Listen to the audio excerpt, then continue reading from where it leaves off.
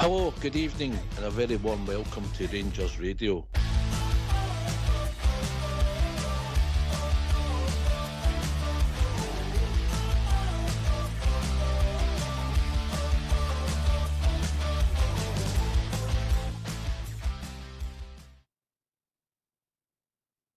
Well, hello, good evening, welcome to Rangers Radio. Tonight we're talking to the two senior citizens of Rangers Radio, aka Bridgeman. Evening, boys. Evening, Oxshare. Evening, Bridgeman. Evening to everybody that's listening. Come on, Bridge. Press that button. He's an early starter. He'll be on to Switzerland to see how the budget's affected. You know. Right. How you doing, AK? All right? Sorry, I couldn't get off of mute there. Apologies, guys. Good evening to you. Good evening. You've not got a hang of us at all, Bridge. Oh, murder pause. See, sometimes you touch something and everything falls apart, you know. How we doing, Bridge? Evening. All right, pal. Okay. I enjoyed Monday's show. It was really good. Let's hope we have a wee bit more like that. Very positive, you know. So we'll see if there's any snippet, any of you guys get snippets of what's happening, you know. Well, I get it. The off the field stuff's important because it's the foundations, if that makes sense, Alan. But ultimately, for football supporters, isn't it? It's the team we want to do well. You know, sometimes I think it was Southside in the past said that if the team's winning every week, well, in most clubs you're positive and you don't care who the ball boys are. You know, it's when things aren't right, you start questioning things. So I'd be interested in your take on it Monday. Surprised, delighted, shocked, pleased, mixture. What's your thoughts, mate? I pretty much all of them. A wee bit. I didn't believe it at first. Got to be honest, Ox, because the reason why is because he's allowed Thelwell and that to bring in a lot of his own men. You know, in his short tenure that he's been at a club, but we've been saying it in a lot of forums and podcasts and pages and all that. Supporters have been saying it. It wasn't a good fit, and the outlay money that we've put out there on our recruitment has been horrendous, and it's a bloody hard watch, and results prove that. So I think the fact that Kavanagh hung about the club for as long as what he did, because at the start when him and Parag Marat came in, initially they said, you'll no see or hear a lot of us. We're quite happy to let Patrick and Kevin do their thing and run the club, and we'll, you know, watch from afar. But obviously in their Zoom meetings and what have you, whatever they two were telling them across the pond was totally different from what was actually happening within the club. So the fact that Kavanagh hung about for as long as what he did, he watched a lot of the training, he watched a lot of games, and let's not forget, in comparison, he could see the team, you know, in competitive action, in good competitive action last year. They well, so well at Europe. He went to Old Trafford, they went to, you know, Atletico Bilbao and big games like that, and he could see the team competing the way it should be competing. But our results were horrendous this year, and it's not the fact that he's not even, you know, gave the manager the support with the money, but the money that they've spent, we should have been improving our team, and results basically said, no, we're getting worse, and why we're getting worse. So the fact that he hung about, listened to a lot of people, seen people's reactions, the crowds and what have you, but said it many times, Ox, your eyes don't lie, and his eyes don't lie, and what he's seen he wasn't enamoured with, and eventually he's pulled the plug. So in essence, I think everybody's delighted. It's going to cost him a fair whack for the outlay that he's already put into the club, and who's to say it stopped there, because as I say, the infrastructure in the club is needing to get pulled apart with the people that Thelwell's brought in there. So he needs to get the right decisions, or the right people in right, and start again basically and see where it takes us. But I'm happy in the sense that the 2 of them's away, or the 3 of them's away. So we've got still a chance of getting something out of this year, Ops. There's no guarantee, mate. Personnel decisions are difficult, mate, and on all levels, and sometimes higher you up, the more difficult it can be. There's no guarantee of success. For you, was it a sporting stroke business decision, or was it economic stroke business, mate? What's your take on it? I think economics forced the hand. See when you're seeing and we picked up in the early Ox, see when you've seen the empty seats at the League Cup game against Alloa, the empty seats for the Europa qualifiers against Victoria Pilsen and eventually Bruges, even that wasn't a sellout. We weren't a sellout at home to Celtic. And I think the only sellout we've had is probably the League Cup semi-final. But empty seats there, merchandise sales was down, ticket sales was down. I think it was inevitable, but we had to part ways. So I think it was very much an economical decision. Yeah, man, I think a lot of these things have played a part. I've really been interested. I've not had it confirmed to me. I picked up a message today that it was in one of the forums that young farewells went as well, and I don't think that will end any other way, mate. I don't think that was a fair opponent on the young lad. No, it's not a young lad, the young man. It was always going to end in tears. So it was speculated today. I don't know if it's been confirmed. I haven't checked out. I've been caught up in other stuff. But however, we've now got a clean sheet. We've got a manager in that's the form manager in the league. We've got the best form in the last 6 games in the league. Let's try and keep that going. We've got a Europa League game that we want to win tomorrow night just to keep our slim hopes alive. It's good revenue for the club, Bridge. If you win games, it's all important. There's the excuses have went for people not to get involved. The 3 people, if you like, the aggression was against have gone, Bridge. It's time to unify and get behind the team in it. Yeah, absolutely. And as far as I'm concerned, AK is absolutely right. All the statistical stuff that you can look at for Rangers, everyone's down.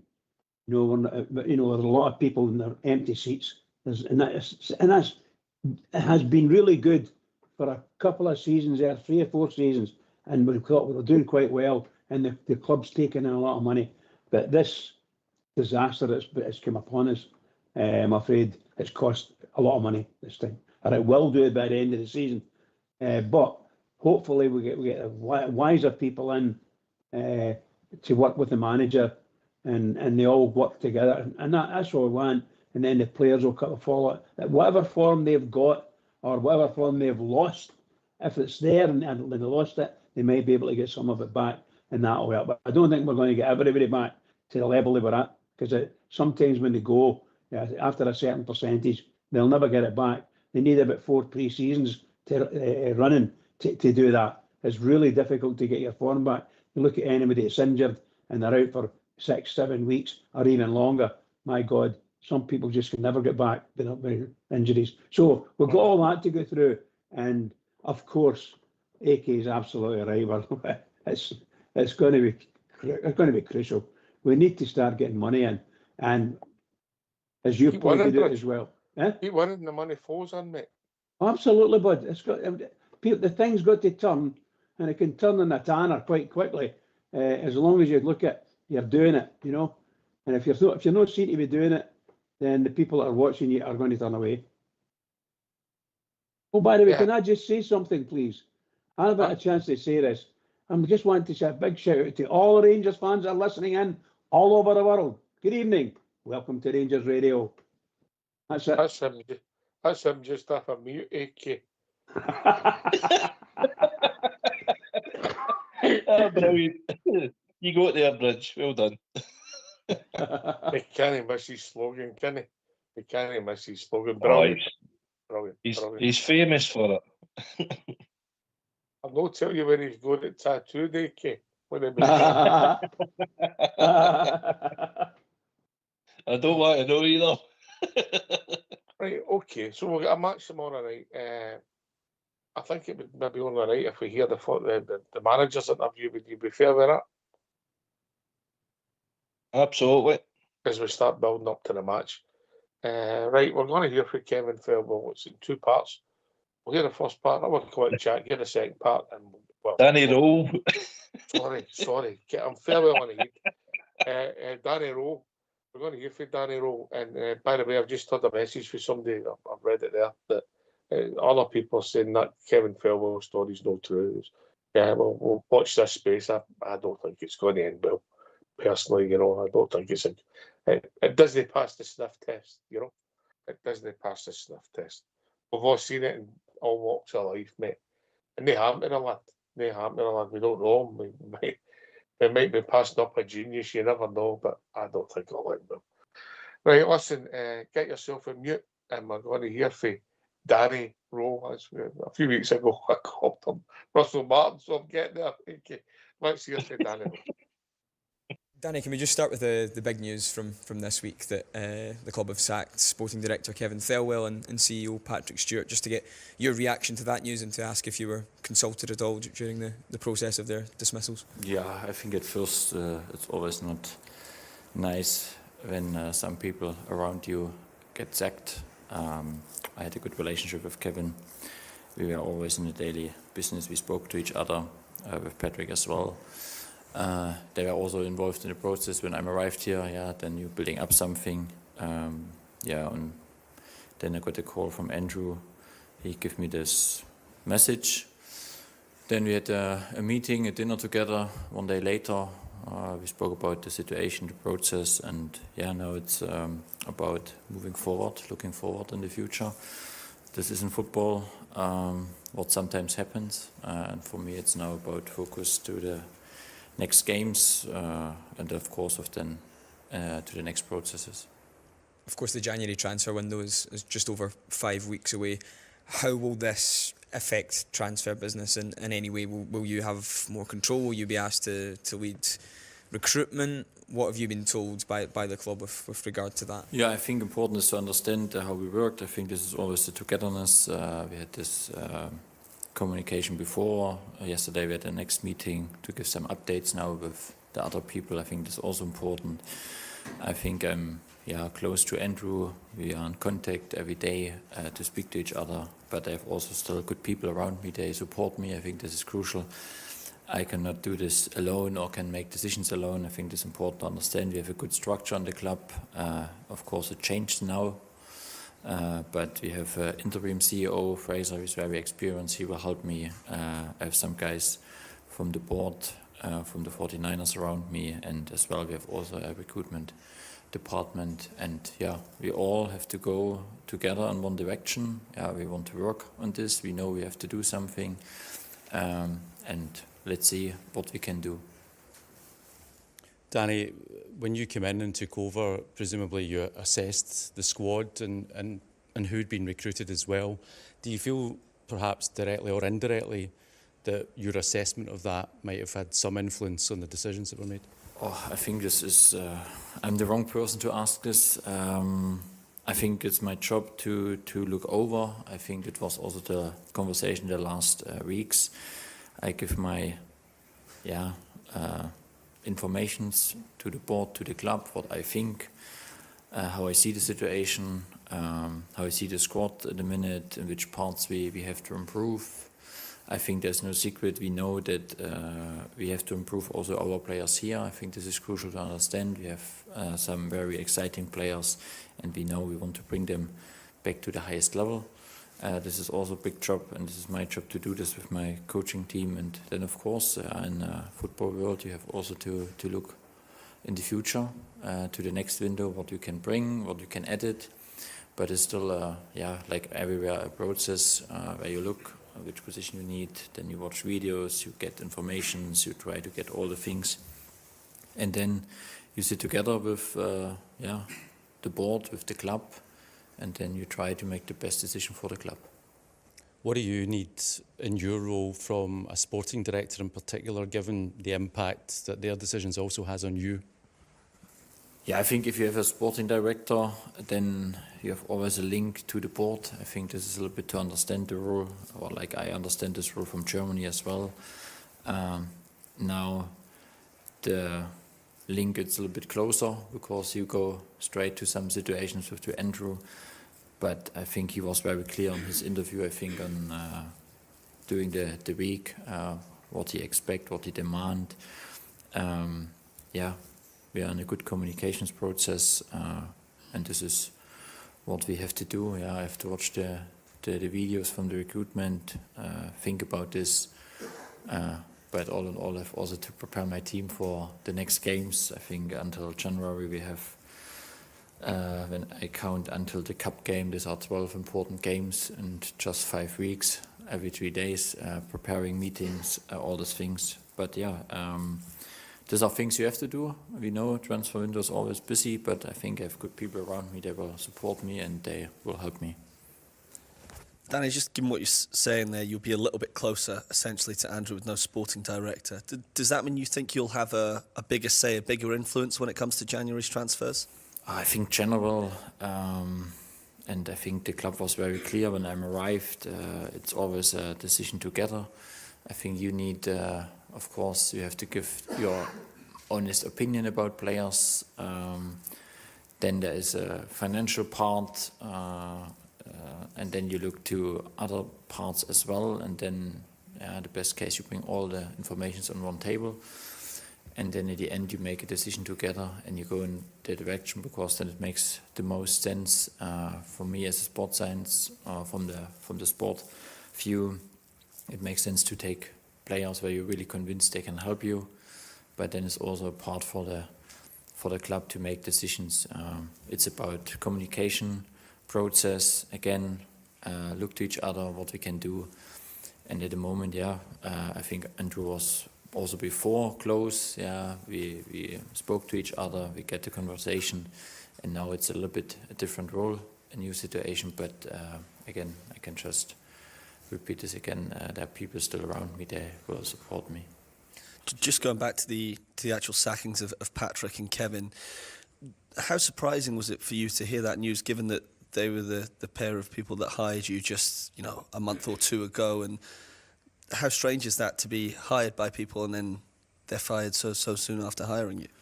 Yeah, I think I'm just 36 years old, but in the last 15 years I was involved in a lot of processes. I can tell you it's always not nice. I was 2 times assistant coach and the head coach was sacked. You feel always with them. This is what it is. You are always part of the team. I can just also say, with Kevin, Patrick, was a good relationship. We had always good conversations to each other. We were honest to each other. But it's football. Football is never about past. It's always about future. And this is what we have to also understand. We have to move forward and we have to take the situation like it is. Danny, Andrew spoke about the need to bring in players in January. But is it possible that some players will have to leave in January, and if so, might some of those be the guys that were signed in the summer that perhaps haven't performed the way the club was looking for? I think it's at first the January window is always special. I think this is also important to understand. It's not a summer. You have 4 weeks, and everyone looks for impact for the second half of the season. I think this is a goal.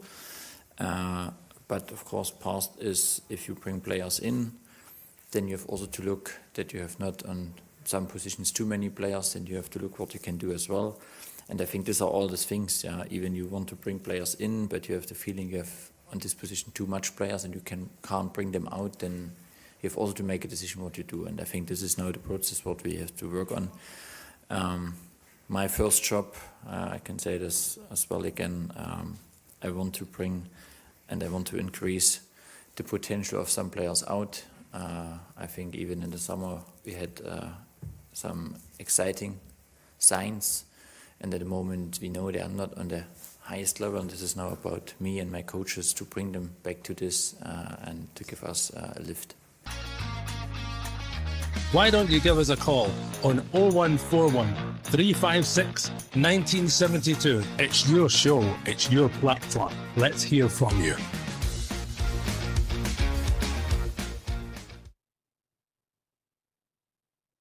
All right, if we're honest, there wasn't a lot in there about the game. I suppose the first time Danny's faced the media, so he was going to get hit with the questions. I think he's took the correct route. It's not his place to comment. They've been sacked. That could have been for no good fit. It could have been there's been something happened that we're not aware of. That's personal and should stay personal. Or they just came to a mutual agreement and the wording is up for debate. But they're gone. So that's it done. We move forward and we start building the future. We can't look back. You've got to look forward, mate. Absolutely, no, you're right. You're right. I think they were just taking the opportunity to quiz him because he was in front of him. But basically, Andrew Kavanagh said all he needed to say in front of the camera. So there wasn't any need for going into any detail for the manager's point of view. So well done, our manager. Aye. He talks a bit of sense, does Danny? He doesn't get caught up in some of the rubbish bridge, does he? No, I think he manages to get himself kept well away from that kind of talk.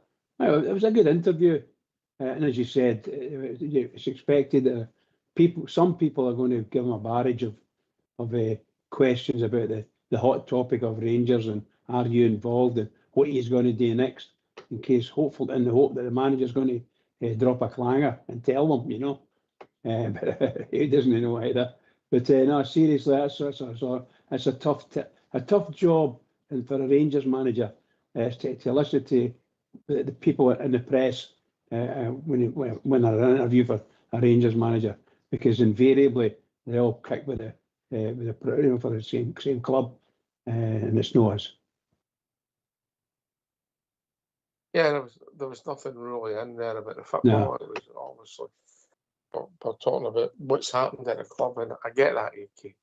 I get that, and I think it makes sense if we hear the second part of the interview, then we start getting a picture of who could be playing, who's been added to the squad, and we get a step for a hint, if that makes sense. The big bit we're all interested in football players, AK. Yep, aye, no, definitely. And I think you hear that, well, a wee snippet anyway in the second part of his Don't interview. ruin it for me. Don't ruin it for me. I've told you before. I'm no, keep you in tender.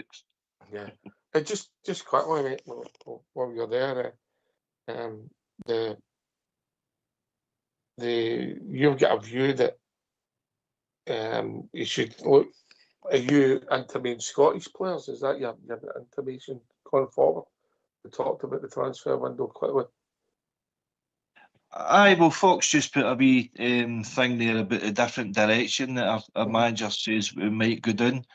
Is it the fact that the director of football didn't seem to work with the head coach sort of thing? Do we go back to the basics of having a manager again who gets to pick his players? Or is it the fact that the recruitment, we've looked in the wrong areas and trusted the wrong people? They went down to the lower leagues in England. Do we start, or we should be looking more closer to home? You know, the boys that were brought in, young Cameron and Barron, Suter, you know, they've improved their team a wee bit, but we've like you know, Lewis Ferguson. On occasions, mate. Yeah. Aye, of course. Aye, it's no been a massive upgrade, nowhere near for the players that we had before. But the fact that they're there and they're still trying, young Lyle Cameron hasn't really done a brilliant opportunity so far. Finlay Curtis could come in and improve, but you could have went to a Shankland. You could be looking at Alex Gogic. We could have had a Lewis Ferguson, a Hickey. We've let all these players slip through our fingers, and maybe we should have been, you know, hopefully in the future we could be looking at it happens, mate. I mean, obviously Lewis Ferguson was a boy, and everybody's looked at Shankland a million times because he's been round the block, hasn't he? You know, in United, he used to be on that Soccer Saturday every week. He scored, didn't he?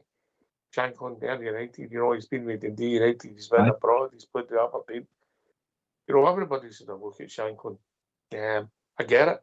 There was sense in it, bringing them in and tried and trusted compared to the expense of some of the players were brought in. Listen, I don't mind whoever signed the players for Bridge, as long as they're good enough. I think the mistake this time is we've signed players and we've brought in experienced pros for the so-called higher leagues in England, include Championship, Premier League, and they've not delivered. Max Aarons, you know, and for etc. I know he's only on Rothwell. We came in. I thought I potentially thought he was going to be a decent signing. He's not delivered so far. You know, things can change, Bridge, but as we sit today, they have not delivered. We've brought them for a decent standard, and it's not worked out. Sorry, pal. Yeah, Yeah, you're carry absolutely on. right. No, carry on, mate. No, I was going to say you're absolutely right. It's some of the players are a big letdown. They are a big letdown. I've got no idea the reasons for it. For that, other than we as fans, we look at it and we say, well, he's not going to cut the mustard. But when we've seen some of the fans, some of the players playing, and they look quite good, but maybe they're getting played out of position, and so on and so forth. But you're right. It's been a big miss. Big miss. I think you wouldn't get past that with some of the previous managerial sides, managerial team.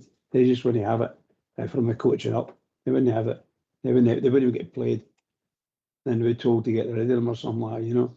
There's I only, agree with you. I think there's only one small cloud in a silver lining, AK. That's the fact that some of these guys are on loan and they're not sitting with 4-year contracts. Aye, that's true, because we've been stung like that with the past as well. Matondo still hanging about.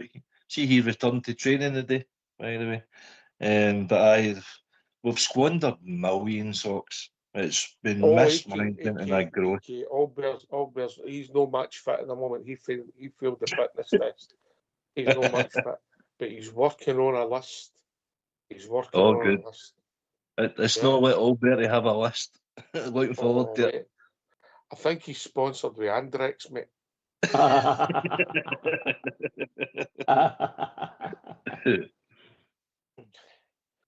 You know, but aye, he's working on a list. That will be entertaining. It may be a lot of crap, but it'll still be entertaining. Listen, we'll hear a second part of the interview, and we might get a step for a hint. Who's going to be playing in blue tomorrow night, AK? Yeah? Hopefully, pal. Yeah. All right, let's hear from Danny Rowe. Danny, you mentioned the run of games that you've got coming up, also starting with tomorrow night. How big a chance are these matches for players to change your mind on them in terms of their long-term futures here? Every game is an opportunity for players. I had some conversation during the week with some players that didn't get the opportunity. I think that's also important. When I look to the schedule now with Thursday, Sunday, next week again and again, game by game, there are opportunities. I think now we come to a point also to rotate in some positions. You have to. And that means there's opportunities there, and then it's up to the players also to use this opportunity. You cannot just ask for opportunities and then you never use this. I think this is also important to understand, but after the training today, I'm very positive. The players are very focused on this. Also, the players, they not expect to play as a starter tomorrow, but I think a good example was on the weekend. Our players from the bench helped us to win the game, and this is also important that we see us always as a group and not just as a single person. Hi, Eduardo Pestana, Portuguese TV, RTP. What do you expect the match against Braga? You are in the last position of this Europa League.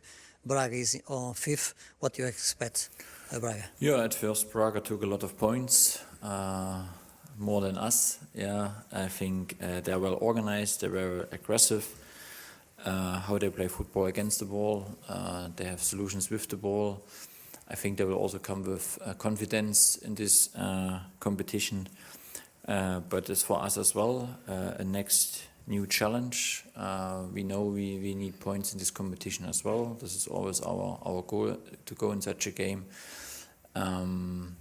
Sometimes I miss trainings time on the pitch to make more steps forward, but this is what it is. And the good thing is in games you get straight a feedback in which direction we are going. I want to see tomorrow a next step forward to compare to the last 2 European games. I think when you see yesterday the games and today and tomorrow on this level, every mistake a big mistake, and I think this is also important in such a game. Play without mistakes, but play on front foot, bring the ground behind you, try something instead of to be passive and just waiting. I think this is what I want to see from my team tomorrow. And then let's see, deliver a proper fight and try to get points. And about Chermiti, what do you expect from the Portuguese player? Yeah, at first I'm happy that he is back on the training pitch. I think the last couple of days he was a little bit injured, but this is a good part. It gives me a new opportunity. I must say today he was really lively in the training. Maybe it was his best training since I'm arrived here. It gives me also a good feeling about him. And yeah, for him it's a special game against the Portuguese team. Hi, greetings, Mr. from the Portuguese National Radio. I want to ask you if you can be precise about the participation of Chermiti in your team, and if you consider Braga, as you see at this moment, if the Portuguese team is one of the favorites to go through this Europa League. Thank you. Yeah, I think if you take so many points after 4 games, then of course you have a chance to come in the next round. And I think Yusuf, he brings skills in the game. He can bring skills in the game. I think I spoke about this at the beginning of the press conference about players to develop and improve, bring them to the best level. And Yusuf has also a high demand on himself. I demand a lot from him. I had yesterday a good conversation with him, and if the reaction was like this today, that he made a fantastic training, then we are in a good way. But football is about consistently and not about just one training session. It's about do it again and again on the highest level, and this is what we have to do as an individual player, but also as a group. I think this is at the moment the biggest part of our development. It starts in training, train on the highest level, play on the highest level, and this every 3 days. And if you do this, then we make huge step forwards. Danny, before you arrived here, most people had written off Rangers' chances in the league. But do you just sense now, the way the league is, that there might be an opportunity for you there to go and challenge if you get it right in the next few weeks and also in January? I think when I arrived, it was 15 points behind position 1. I can say now we go step by step, but if you can reduce it with 1 more game in the hand to 6 points, 6 points in football, it's not big with so many games to go. But consistently take points, and I know, if you look 3 days back, we know we want to play better football, we want to do better, but at the end we took 3 points, and 3 points helps us again to make a next step in the league. Danny, the atmosphere at Ibrox on European nights is always something pretty special. This season, because of the unrest, it has felt a bit flat. Do you hope now on Thursday night, given what's at stake for the team and also that the 3 men that the supporters were demonstrating against have gone, do you hope that galvanise and unify the support to get behind the team? I think the last experience in the last 3-4 weeks, I know if we play on front foot, the supporters will straight there, and I think this is what I want to see. I know especially in Europe there's also opponent, there were also some good players, and this is not always possible, but this is what we have to try tomorrow, to be on front foot, to try something, to go with confidence there, and then I'm 100% convinced that the supporters will be straight there, and then they feel it. They want to trust, they want to feel that something happens on the pitch in our direction, instead of to be passive and waiting for something. And I think this is our responsibility tomorrow, to bring the stadium on fire. Can I just check in terms of players available, because you had a few missing at the weekend, is the situation the same? Derek has the surgery in the morning today. Yeah, that means, of course, he will for sure longer out.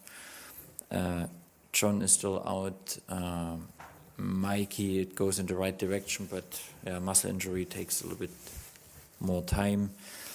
I think, I didn't know if you see this, we put Duchamp now on the list. But still, for him, after the first game minutes on Monday, this is a process. If you are out 6 months, it's not easy to be ready straight after 1 week. But it was a decision also for the next European games to cover this position. Then hopefully in the next games.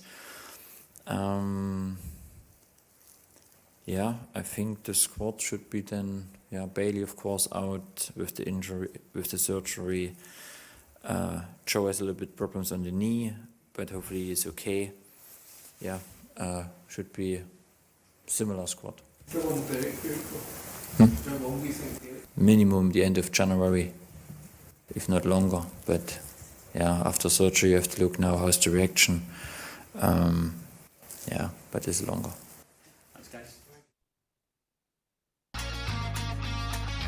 Why don't you give us a call on 0141 356 1972? It's your show, it's your platform. Let's hear from you.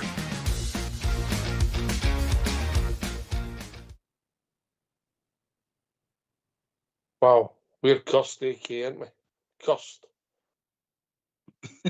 We're turning into a team of sick knocks again. Made of paper. Oh, you can't help injuries, mate. You know what I mean? I mean, there was once, I remember somebody hurt his knee, was off work for ages, mate, with nothing, you know what I mean? Who was that? I don't know. Wouldn't it be right to say his name on there, would it? You know? Scurrilous rumours. Not at all. Not at all. Factual rumours. If you have such a thing as a factual rumour bridge. Is there such a thing? I don't know. It's a fact from the. It's a fact. Some people think it's a fact because they hear it. Aye. The photos didn't lie. Anyway, I think they called it. I think it was called the altar boy knee that the guy had. Right.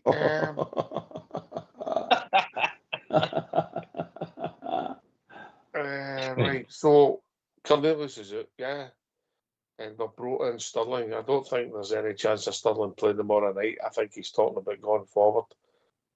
People would maybe wonder why they've not brought in Barjami.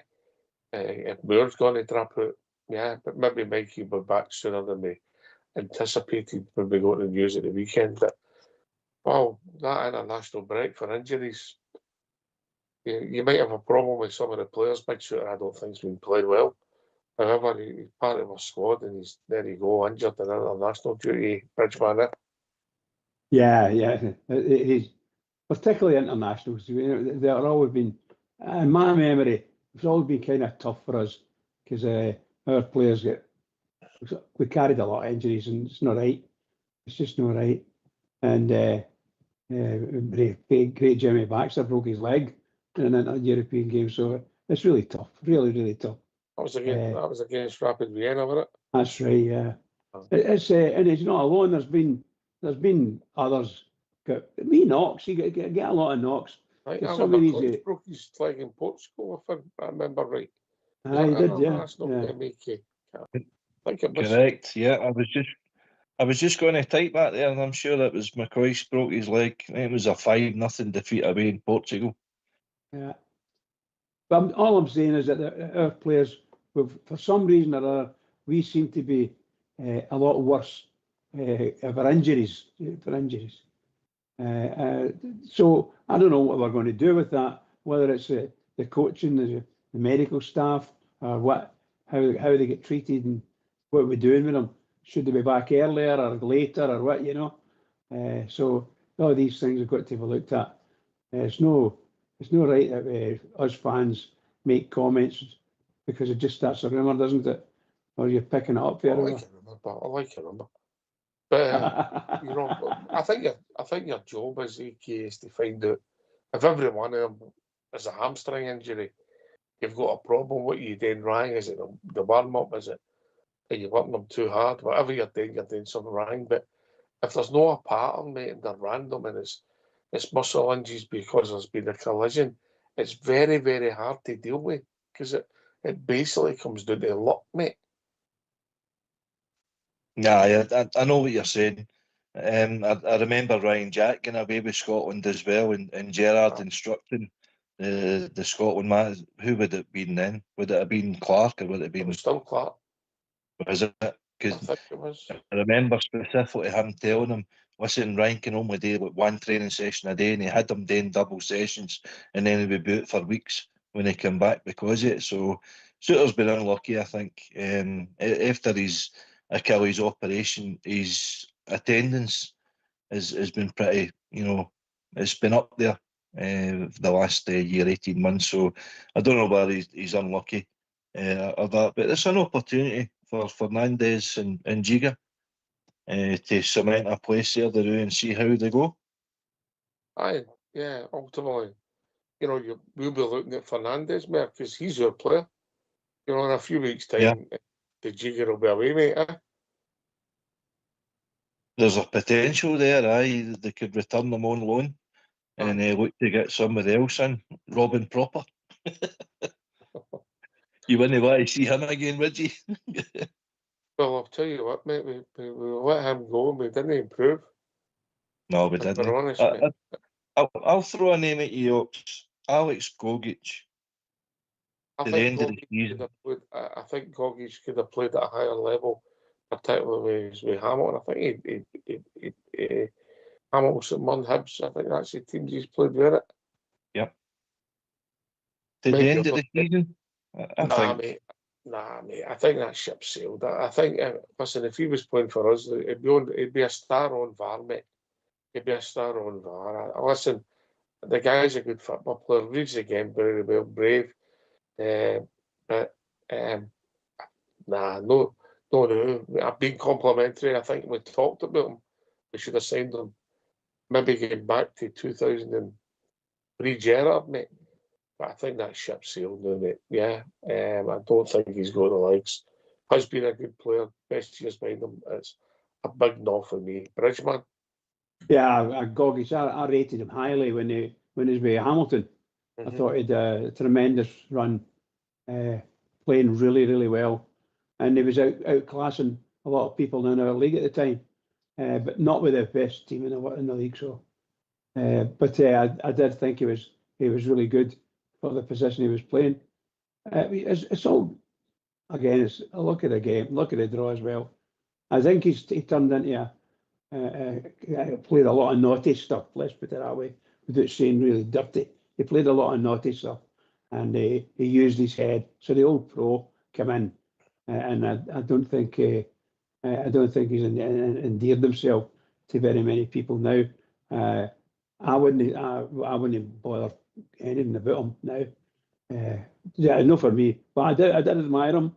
I think he was a really good player and a very effective player from a defensive perspective. He's the type of guy who will go in tackles and win the ball a lot. And whatever he does, it doesn't matter.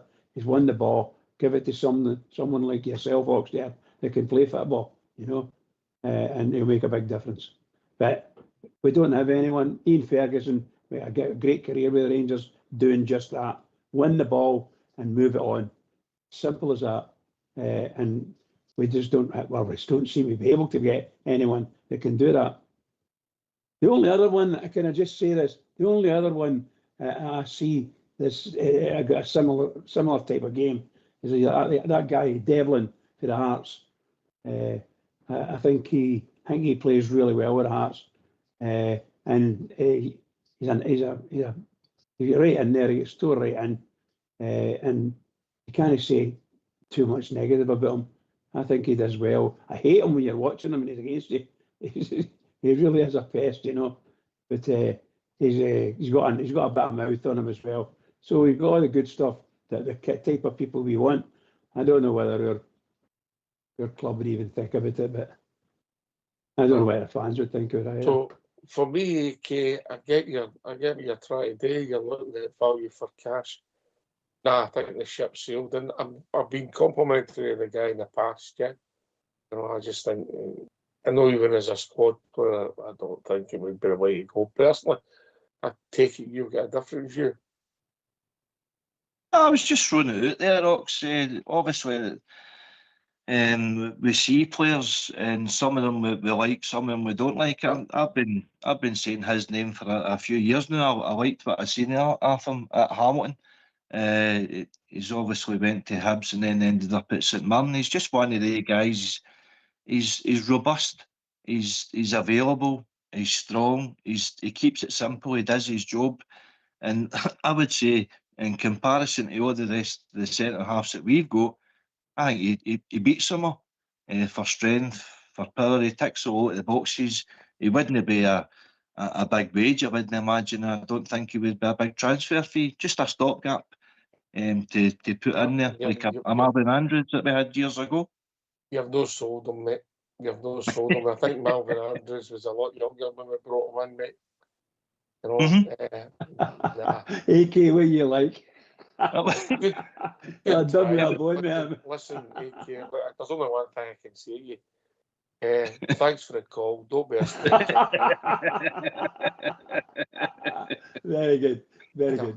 Good effort, wasn't it, Bridget? It was a good effort. Oh, yeah, yeah. And like yourself, when he was with Hamilton, there was a number of games he played, even against us. He looked really, really good.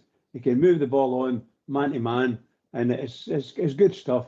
Now, the way we play, I don't think he'd be any good in our team, to be honest. I just don't see it. We'd need to start playing a wee bit differently, different type of centre half, and let him get room to do it, you know. But a good suggestion there by AK. I have to say, good suggestion. Nah, I'm not buying that. He's about 5 years, maybe 7 years too late, mate. But AK, you're getting a doing tonight. I get your point, AK. I get your point, but there is people out there that you can get, that you could have brought in that would arguably done a better job than some of the guys were brought in big money. Yeah, I accept your point, mate. Aye. You know? Listen, I'm just even hoping that see with Danny Rogue's connections with his homeland in Germany, we've got a good relationship there with Hamburg. Is there anybody in the Bundesliga there? Look at their results. Well, no, but but the Bundesliga, you scratch below the surface there, and there's a lot of good players down there. Aye, listen, mate. I don't care where we go. If we go to Hamilton, we go to Hibs, we go to Germany. As long as we bring in a guy that's fit, and get the right attitude, and he's good enough, mate. And we brought people in that aren't fit, and I've mentioned Joe Rothwell. We've watched him for the start of the season, not been able to last 90 minutes. We've brought in guys that's not been good enough. We've brought in guys that are meant to be came for Premier League and should walk into our team, and they've failed miserably. I'll use Mac Tarrans on that. Yeah, and De Giga, who have came for the Premier League. Yeah, and people think, so I get it. There's no reason, I think it's been mentioned on here, sometimes we've had this snobbery. I don't care, mate, as long as they're good enough. Yeah, you know what I mean? I would always prefer Rangers supporters in the team. That's just me, Bridge. Yeah, I think that helps if you get, particularly if you get the blend right. But they've got to be good enough, mate. Yeah, 100%, 100%. I think we brought in some smashing players over the recent past as well. I thought that young boy Kent was absolutely outstanding for us, and I thought he was a great player. I'm afraid that he ran into the anti-Rangers people at Celtic, and I'm afraid that they were out for him. That's all I can say about that. But as far as I'm concerned, Kent was excellent. The other people brought in that didn't last that well for us. But I think of late, Kent, I thought was tremendous. And I wish we could get him back. I don't know what age he is now. I wouldn't touch him with a barge pole, Bridge, and I'll tell you. There's a lot of folks said that they wouldn't touch him. I'll tell you why, mate. I'll tell you why. I mean, I thought Ryan Kent, for the vast majority of time, was excellent. The way he left us, the way he performed in his last season, and what he's done since, I wouldn't touch him with a badge pole. I'm a great believer. You know what it's like at the Bulls, AK. Once they beat you number 2 because you're a weak player, your days are numbered, aren't they? You know what it's like, mate. everybody's got a shelf life. You know what it's like, AK. Hey, yourself included, Ox. Everybody's No. got a shelf life. Oh, you're right, mate. I know. I've been on the shelf for years, mate. He's got dust. I He's love got it. dust I in his love it. shoes now, Bridge. You know, He I just nah, brings them in. I get it, but signing Ryan Kent, when you look back and you maybe you stumble on that night in Dortmund, you look at his goal, his movement, and you know what he done to a really good players. You think what a fabulous player he was, and he did do it. But that last season, mate, and he down tools, and he was walking about with a petted lip, and couldn't never tried a leg. Yeah. And he's not done anything since. Once you take that foot off the gas, I don't think any sportsman, never mind football players, get it back, mate. And they're just going through the motions, and you become a shadow of your one self. And it's I don't think it's any Yeah, I think, surprise. Him yeah. and Morelos they've not exactly hit the heights, have they? No, they certainly hadn't. Their career nosedived after the left Rangers. The players have the perception that they're better than what they are, and they thought they were going to get big moves on the back of what they done with that Europa running. And by the way, well brought into it, because I was actually going to mention that the last time we played Braga, I'll give you the Rangers team if you don't mind. I know you're good at these things anyway, Ox, but I Can just seen it on can I have a guess at it, mate? unless you've seen it. No, I haven't seen it right. And the last time we played Braga, was that the quarterfinals? Was that the extra time? Went extra time? I think it was, yes. Aye. All right. Okay. So McGregor, Tavernier, Golson. Mm-hmm. Oh, was Barisic playing? I'll go for Barisic. Mm-hmm. That was Bassey. Bassey, Europa League, Bassey. Yep. Ryan Jack. You've seen this. No, I haven't. Ryan Jack. Yep. Who scored the goals that night? Was that the night Roof score? Did Roof score the winner? Did he come on as sub? Oh, Kent was obviously playing, mate, yeah. Yes, yep. So that's the back four. Midfield, Ryan Jack, Kent. Morelos? No. Morelos, Rebo? I don't know whether he was injured or something, but he wasn't starting that night. Oh, he got injured at Dundee, didn't he? He got injured at Dundee, and he never, that was it. Remember, he never made the final. Oh, aye, that's right. He never played again. Aye. So Roof started. I'm sure he Yes. scored. I think he did, aye. Aye. Right. Kamara? No. Ryan Jack. Rebo? Yes. One short in midfield then, isn't there? Too short. One on the right hand side, one in midfield. Does Stephen Davis play? Ryan Jack. Oh, John Lundstrom. Yes. And Somebody in the right hand side. Would that be wasn't Hadji, was it? He was injured as well then. That boy Ramsey, was it Ramsey? Oh, I wouldn't well have got, done, Bridge. I wouldn't have got him. I've never forgiven him. I don't say his name out loud. Well done, boys. You got the team. Well, after a few misses. But what about that team compared to now? Night and day, mate. Night and day. 100%.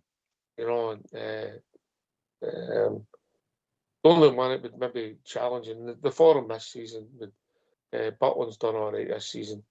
Tav now, different players. The centre backs, not in the same class. Barisic, the boy, my Holmes, just learning his trade. The midfield, you know, we had my problems with Lundstrom. I like to fit Ryan Jack, but it was the fit often enough because of the way he plays the game, Ryan. You know, and look at, I bet you look at the bench of the guys like Stephen Davis on it, am I right? Scotty Arfield. You're probably right. You could flag it up if you delve into it. I'm not sure about the bench, but I just seen the starting lineup. I went, wow, what a difference for then. Aye, it's frightening. But I think Roof did come on and score, by the way. What's that? Roof started. I think Roof did come on and score. He started. Did he start? Sorry. He did score, I'm sure. We missed from Barry Ellis. There's always a lots of ifs and babies. We must be the only team that's went to 2 European finals without a centre forward, Bridge. Oh, you better believe it. You better believe it. It's unbelievable. Didn't have one in Seville and didn't have one in Munich. Nuremberg, sorry. You know, but mental, man. Mental. Aye, interesting, AK. You're right. You know, people had their problems with Golson, but since he's left, he was reasonably consistent. Wasn't perfect? Who is? Aye, well, he was certainly, he was there all the time. He was robust enough to be available for selection. Big Bassett was a bonus, I think, coming in to the centre backs, because we were missing Hollander as well, who was a smashing player, but again another sick note. But when you see the Vodafone voicemail service for 07435 difference quality as well as character with what we have now.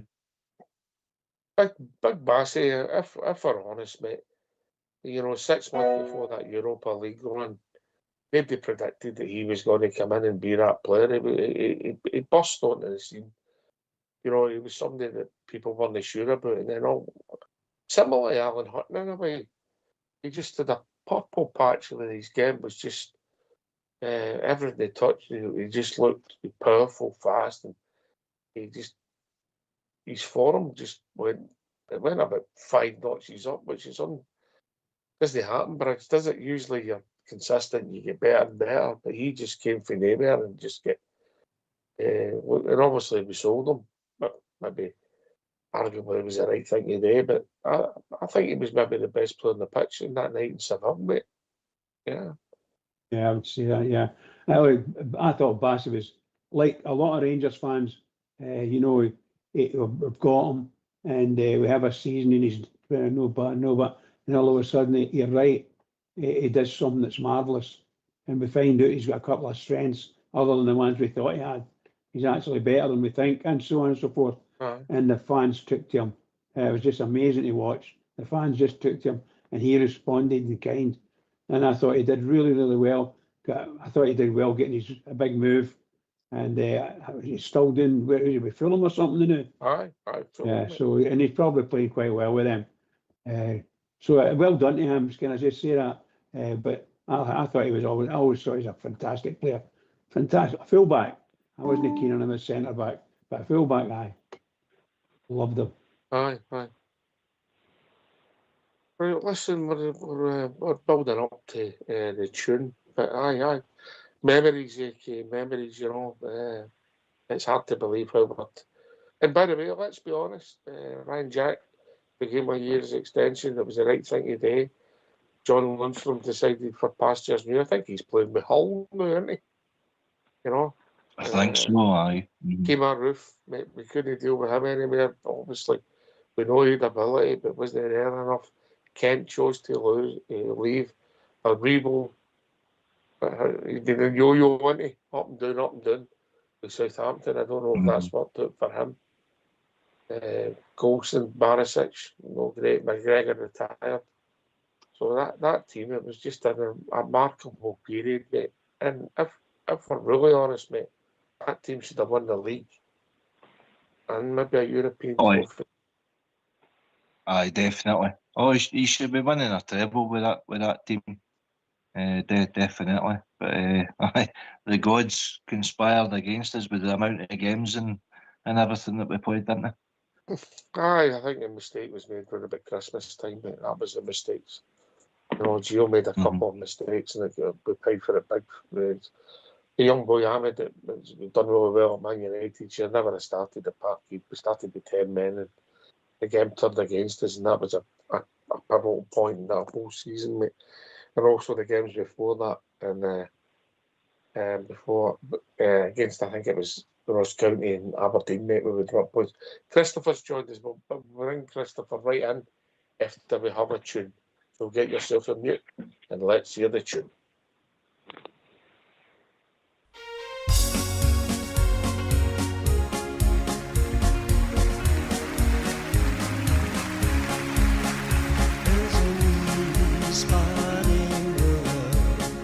It's a place of great faith.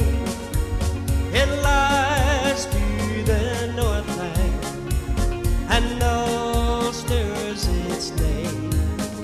It has only 6 counties, but oh, what renown! And its emblem is a red hand, topped by the Queen's crown. Now the Germans came over in the year 41, and they tried to destroy us by bomb and by gun. But our history will tell them of others who tried. Our sons defended Ulster. They fought and they died. If a baby should speak to in his own rebel tongue, he will speak of our friendship. What can we be one? Just to point to the red hand, topped by the Queen's crown. Say we're side by side with Scotland, and they won't let us down. Like I'm brothers and sisters, that is all toast as one. That is ring to our Ulster, its heroes and sons. And while we are toasting to names we must join, that of William, Prince of Orange, and the banks of the Boyne.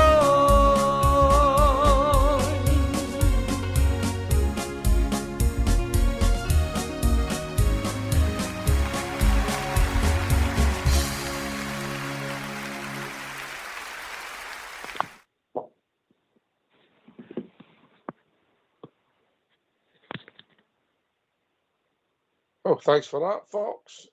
Evening, Christopher.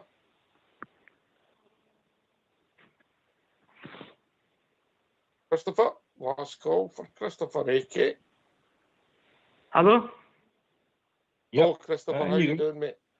Yeah, not bad yourself. Aye, what's on your mind, mate?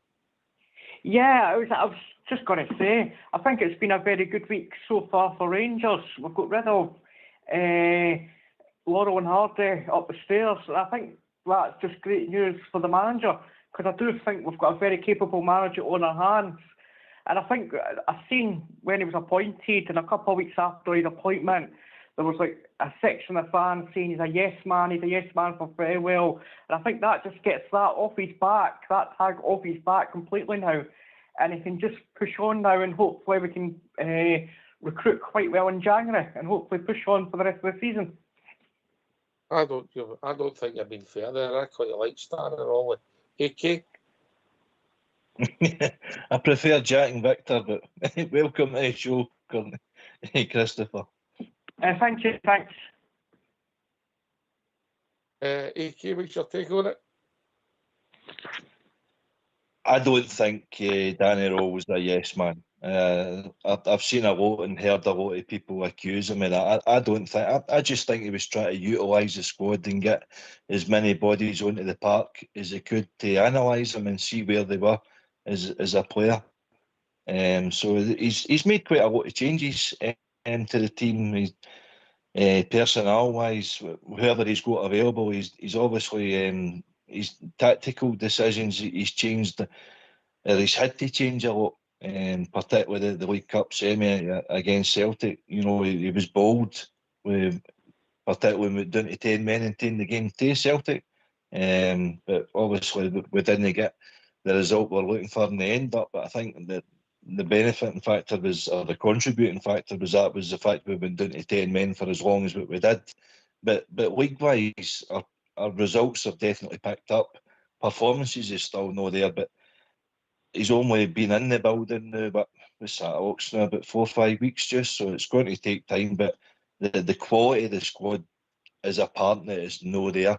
And I think all the contributing factors eventually led to Kavanagh saying, "No, you two need to go.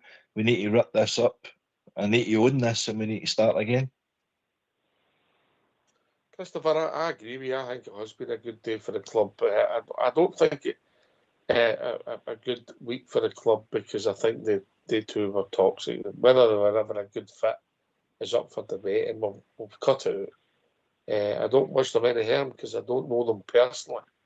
Yeah, but I don't think they should move away and not have any connections with the club. I don't think they were a good fit. And then it's took away a lot of the negativity because they became the story.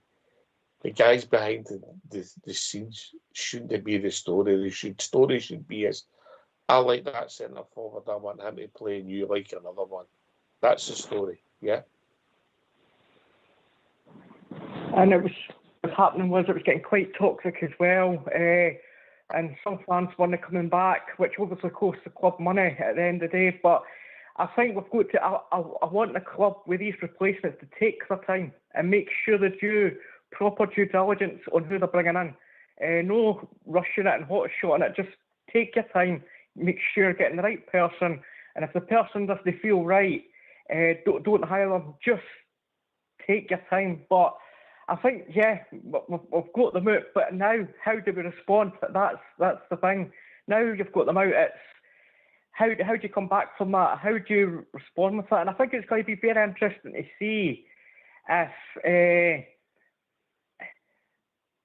who goes in January, because I've got a slight suspicion people like Asgard and a couple of the loan guys, I think they'll be going in January. Because Asgard for me is no cutting it. £3.5 million would have been better keeping Hadji, in my opinion. But that's just my opinion on that one. Listen, I keep saying it, AK, the hardest thing is getting rid of players you don't want.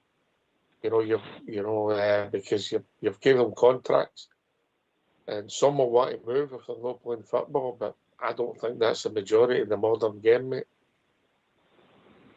No, you're right. You're right. And once they're signed and sealed, they're in the comfort factor.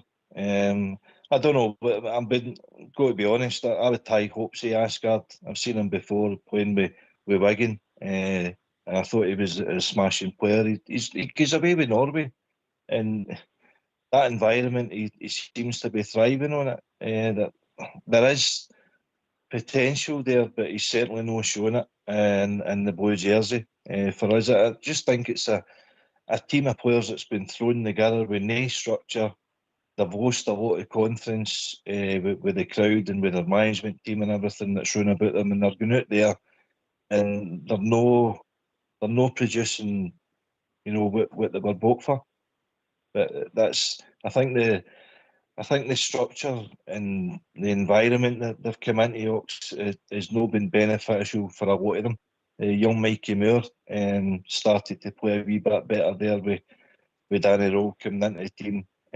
But certainly, you can't go forward when you're leaking goals as much as what we're doing, and we're not scoring anywhere near enough. It's a recipe for disaster going forward, Docs, and it's nowhere near good enough for our club.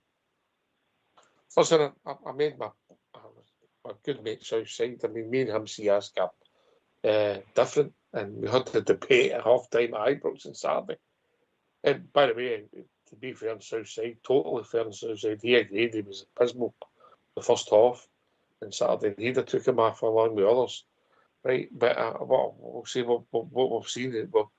People see it differently. I don't see it this now. I know he's got ability. He can pull the ball down. He can juggle. Even on Saturday, he done a wee move.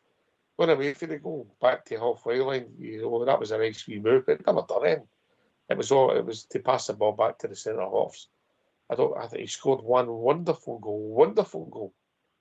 It shows he's got technique, but having technique doesn't make you a player.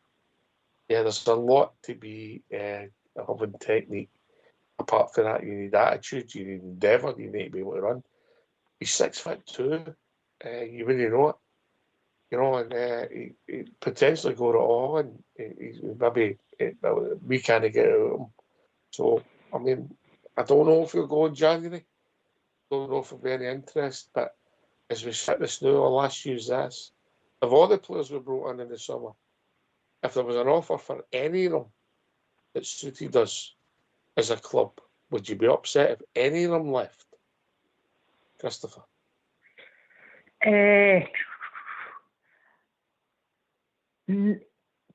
Possibly Gassama, because I think we could possibly get big money for him down the line, so he'd probably be the only one. But if you were to include Saturday's performance, mate, you're not getting 10 bob for him. I agree with that. But I do think he has that ceiling to go. Maybe sell for 10, 15 million with the right coach and the right handling. I think you could sell him on at a decent profit. But if you were to include the loans in that, I'd probably say Mikey Moore as well, because I think he's just starting to come onto a game. So they would be the only two. But the rest could just go for it, in my opinion. AK, same question to you, then Bridge can chip in. Well, looking at the 14 players there, but we brought in, you're clutching at straws. You wouldn't miss probably any of them. The only one that I would stick with, the new, is Lyle Cameron. And I think he's still to get his opportunity in the team. I think he's got attributes that he could bring quality to our team, but he's not getting an opportunity. And he's sitting there kicking his heels on the bench with Finlay Curtis. So I'd like to see they two introduced into the team. If these foreigners are coming in with that's me made it, I'm on big wages kind of attitude, and they're no trying a leg for our club, sit them in the bench then. Prove your character, prove yourself. It's about time these guys are that rocket up their backside to say it's not good enough. So they've been brought in with the recruitment team, and the recruitment team's been sacked. So what kind of message does that send to their players already? A lot of them should be fearing about their future at Rangers, and so they should. Do you think they care, AK? Are we in cuckoo land? Do you think they care if you're picking up X amount of pounds a week? It might not be a lot of money to you and Bridge, but certainly a lot of money to me, but the pick up. Do you think they care? They still get their wages every month, and they've got 3.5 years in their contract.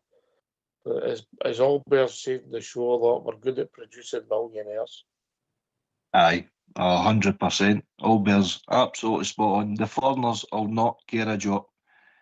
Clubs Is it full just of the men. foreigners, mate? Is it just modern football? Oh, it's modern football, 100%.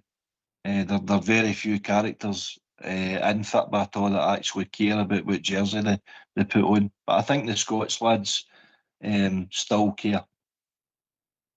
It's just my opinion. Young Barron, Cameron, Finlay Curtis. I think they still hurt when we get beat. But the rest of them, doesn't matter to them. And I hope you prove me wrong, but if we're going to go forward and next 3 starters in the club, we're not going to get to the next level as we sit this now, mate. No, I totally agree with you as well. They're kind of squad players that you want better than that.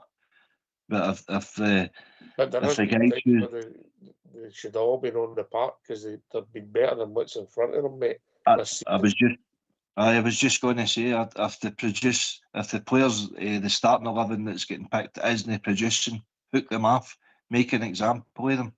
It's just fed up with all these prima donna football players who come into a club and think they're better than the jersey that they're wearing. Attitudes, a lot of them stink these days, Ox, they really do. But that's down to money. I think too much too soon with a lot of them. Well, maybe you should interview people before you sign them, mate. Maybe. Yeah. You know, Bridge, what's your take if any of the players left in the summer? Would you be upset? The only one that I would, the only two that I think I would be concerned if we lost them at the present moment, and that's Gassama. I think he's got it. We just support him. You could see it when you give him a decent ball, he does things with the ball, and he's good shots. Okay, sometimes slightly wide of the post, but we know what he's trying to do. But my goodness gracious, we don't support him enough. I quite like that boy, seriously, and I like the boy Ant-Man, I do. So I like those two, and I wouldn't like to see them leaving Rangers. However, I'm not stupid. We've saw far better players getting moved out of Rangers many times. Not the same player, but many times. What do we say? Gazman is a horror show at the weekend because there was no support. They wasn't getting the ball, and when he got the ball, it wasn't sticking, or there was 3 men on him. All this nonsense. And he's in Scottish football, so he's going to get leathered 4 and 5 times a game. They're going to boot him. They're going to punch him. They're going to do all the things that our big defenders do and like to do. That'll happen to them. So, as far as the boy Connor Barron and Cameron, I don't think they're anywhere near big and strong enough for Rangers. I just don't see us getting anything out of they two as they stand. We need to play a different type of football to get their special skills, and I don't know if our fans are up for that. To be honest, I don't know what they're looking for. But my goodness gracious, I agree with you. They're there, and we've invested in them. And here we go. They're sitting on the bench a lot, and they need to. Every one of them that sits on the bench needs to go on the park and needs to get match fit and so on and so forth. But I don't know what we're going to do, because the guys that are on the park, some of them they just don't look as if they're Rangers players. I don't think they're interested, some of them. So you're back to that. I've got my position. I'm all right, Jack. But I just think Gazima. I wouldn't sell Gazima if I could help it. Aye. He started well. If you take it on Saturday's performance, he's a miss. But over the piece, he's shown real glimpses. He scored some decent goals, isn't he?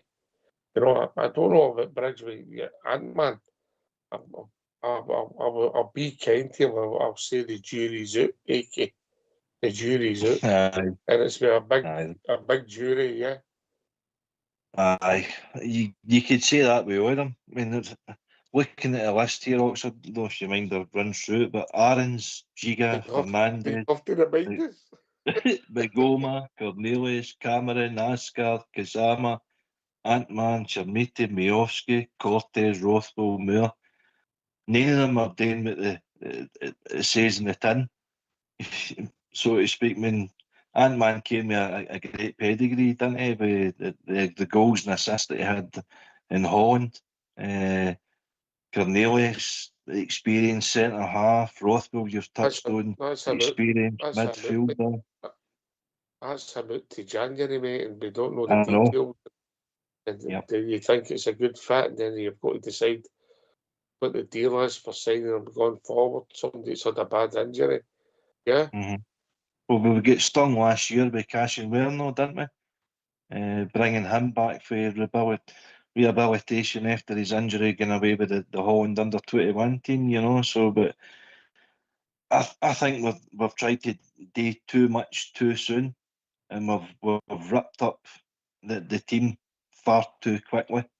But we don't have a spine to the team to have any solidity to it, and it looks terrible. It looks as if it's 11 strangers out there playing just for themselves rather than for the team or for the structure. And it's a tough job that Danny Rose took on. And by the way, we've talked about it. The guys that wear the club and stay with the club, they're no void of criticism either, Bridge. There's none of them pulling up trees, is there?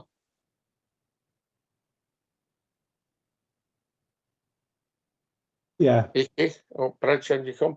I'm sorry, Pa. We're a bit late there, wasn't I? What can I say? Getting old. Look, I think there are some smashing players in our squad. There's no doubt about it.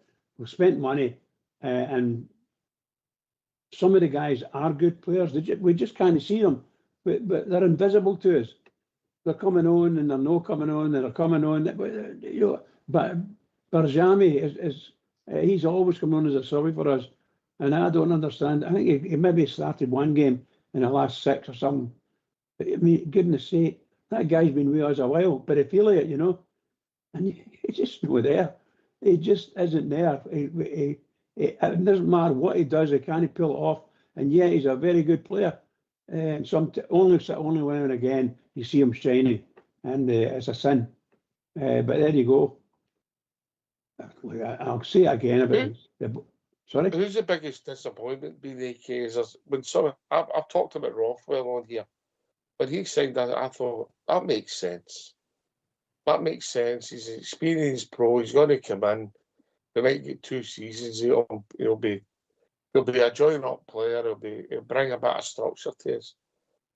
Oh, how wrong was that? Aye. He was your kind of, how would you say, and not even in the same park as him, but Stephen Davis or a John Lundstrom, that kind of guy that you would just talk the youngsters round about you. You're going to be mentioning Joe Rothwell and Stephen Davis. That's what I mean. I wasn't even comparing them, but you know what I'm saying. Just that experience, that old head in the middle of the park that could do that sort of role, but even he's found it difficult. I think we called it fairly on the season. Certainly Bridge did. He just didn't look fit. And if you're no fit, you're not going to be anywhere near the levels that you should be. Aaron Ramsey proved that. Another name that you don't like to hear. But if you're no fit, you can't do what your body's telling you or your mind's telling you. Are you deliberately trying to wind me up with all these I'm names? not actually, aye. It's the fun.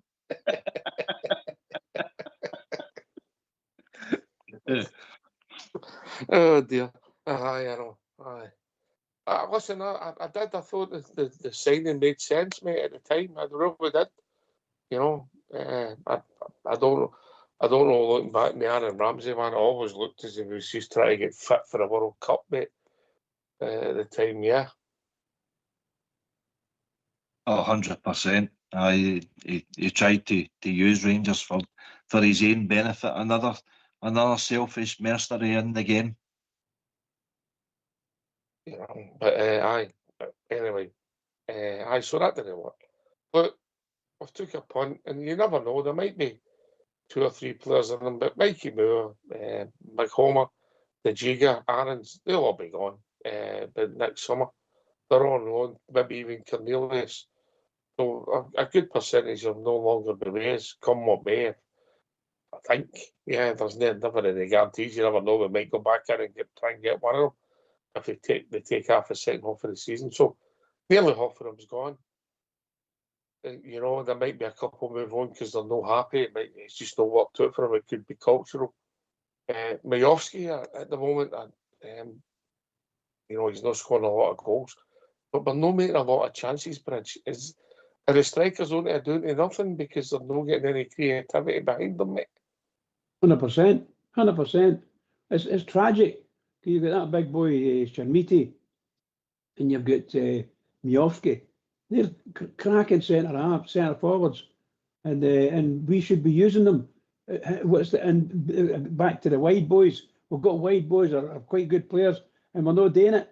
Why are we not doing it? Why are the players not doing it? Or maybe it's just the coaching. Maybe it's just the way we want the coach to work. I just can't understand it at all.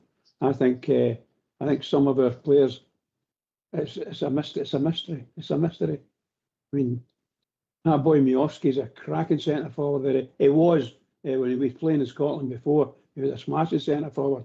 So what can I say? When was it Cheminsky? My goodness, I think he's on form or on the looks. he looks a good player, but we just don't seem to be playing him. I don't know whether he's worth it, to be honest. You guys are the best judges of that. You're seeing him a lot more than I do. But I think the big boy, our centre forward, and all of our forwards, we're not playing the same game that they like to play in. Guys like to be a running game. So when you've got a runner, you play the ball to them in the space so that they can do something with it. We are playing it to them when there's 3 men on them sometimes, and it's just nonsense, you know. We just kind of go on like that. So we must start to play possession football up front, you know. Nice players, touches, 1-2 touches, and then release it.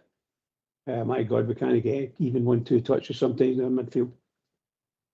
So the weakness is all. Right, is that fair comment? AK, is the lack of creativity an issue? Oh, 100%. The stats tell you that. We're not scoring enough goals.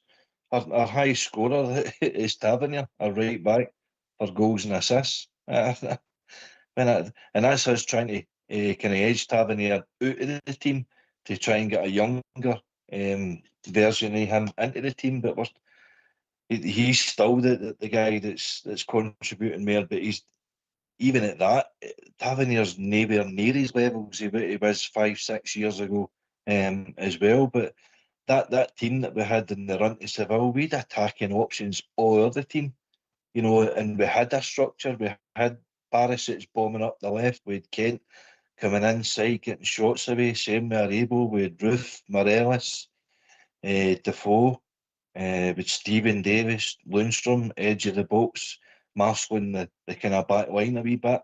It's just it's miles away from that sort of team. And by the way, they had their critics as well. That team, players in that team, you know. Had Defoe gone by then, mate? Had he? I started the first season sort of player coach under Gio. You know, he came back to the first Stevie with Stevie G as the coach, because remember he was on the bench when Stevie G left, wasn't he? Yeah, I think he'd gone by then, mate. You know, but I think even with Sakala as well, and the team part of that team, didn't he? And he could offer you something different too. So we look miles off it. How do we get rid of this? And we're still in there competing in this league, let's believe it or not. five players on loan, mate. I don't know what the deals will be with them going forward with their clubs, right? But there's 5 that you know you can replace, that you know for numbers. You're going to be bodies doing. I think in January, depending what happens, we're asking, and I mean it because of bodies. Yeah, and obviously Nico Raskin got interviewed today and said that things weren't great for him. But if Nico stays, we need 2 first teamers in, and that's the start. And it's got to be first teamers. If Nico goes, we need 3 in. Yeah, arguably 4, because you maybe get more cash to spend, and that ain't going to be easy. You heard Danny Rowe the night, AK.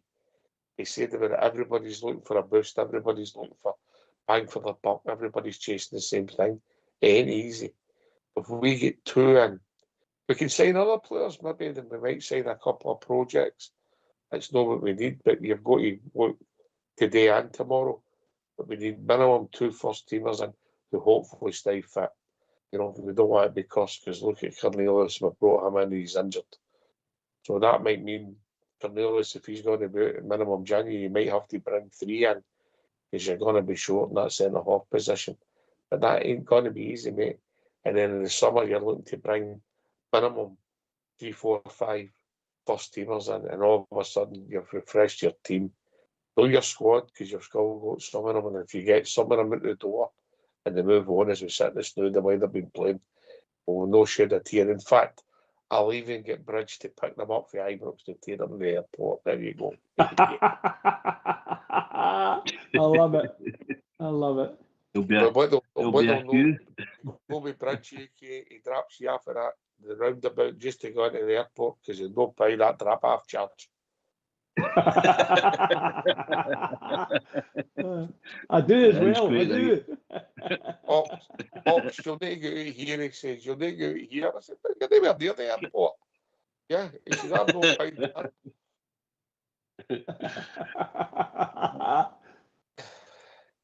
AK, that's what I Very say. cool, I man. mean, you might think we should bring in 5 or 6 players.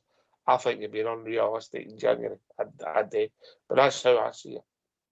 Oh, it's the more business, the better. But January isn't the time to do it. We've missed No, a it's trick. not going to be the more the better, mate. It's going to be the right business. Yeah. Oh, I know. But it's a rip it up and start again already. And I think that Kavanagh, eventually, he's owned his decisions, but he must be banging his head against a brick wall because of the amount of money that he's already spent, and they've made us worse than a team who won nothing last year. But at least we got to quarter final European competition. Now we're rock bottom of that European competition, and we're going nowhere fast domestically. But it's still a Scottish league that is possibly one of the worst leagues in Europe that Hearts sit toppy, and we're no out it. If we win our game in hand, we're only 6 points ahead them. And who would have thought that? It's mental, the way the recruitments went for other teams as well as us. Where we're sitting, mate. Where we're sitting. You know, it's unbelievable, mate. The fact that we're talking about, I think 12 games between doing the Scottish Cup. Yeah, they're going to come thick and fast. We're going to, and if we can get a result tomorrow night. I'm going to ask you your teams in a minute now that you know what's happening. Get a result tomorrow night for confidence, beat Falkirk, and go away to the United and come back with any victory, mate. You don't know where we could be sitting, and it's mental, absolutely mental, because we know that because we've been so poor, we've been so honest. And by the way, just for honesty, I don't know about you, AK. I've not spoken to any Rangers supporter who's seen that back and can't believe a penalty wasn't given to Livingston. So we've nothing to hide, and all we want's a fair crack at the whip. But what we'll all say in answer to that, it was a penalty kick. It's kicking somebody in the head deliberately is a red card. Yeah, don't forget that. Yeah, right. So just had to get that off my chest, AK. No, I know what you're saying. I mean, I've yet to see it, but I think the reason why that Livingston didn't get the penalty is seemingly it nicked his thigh before it went up to his horn. But if that's the other way about you're screaming for a penalty. I seen one last night, you wouldn't see it, but Juventus were away to Bodo Glimt and the guy blocked it in the box and it contacted his leg and it hit him in the arm and it was waved away for a penalty for that in as well. So did we not get a penalty against us with big Golson? Ball hit his leg and up into his hand. Sure of it. Just inside the box. We got a penalty against us at Parkhead with Clancy, and it was them that punched the ball, wasn't it? That's right. They scored. The goal came in it. The officials don't help themselves with all these rule changes. I think they're needing to scrap a lot of the rules and go back to basic. Offside is an offside, penalties a handball. Make it easier. They've complicated the rules far too much that the officials don't even know the rulings on it. Well, goodbye Saturday, mate. They missed that penalty. I think it was a penalty. 100% it's a penalty. You're screaming for that. Right. But that offside, the goal we've got, the linesman put off his flag. When you've seen the replay back, where did he ever see any offside? It's not even close to being offside at any time in that move. He wasn't a chairman of a Celtic supporters club, the linesman, by any chance, was he? No, he wasn't saying it was either in or out. You know, I didn't think you were allowed to do the hokey-cokey, but there you go. Right, right, tomorrow night. What are you thinking about? We're a bit short in the defence, so Are you thinking the same shape? You thinking it'll be similar to Saturday? Wow, if they're that performance similar, that shows you where we are. AK.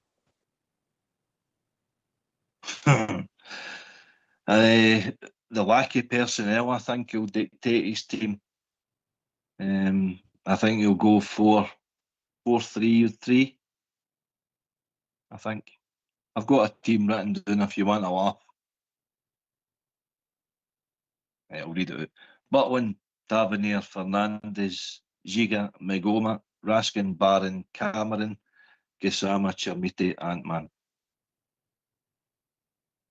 Right.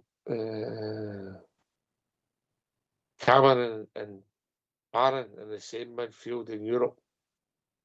Have you not learned anything for the Roma game, mate?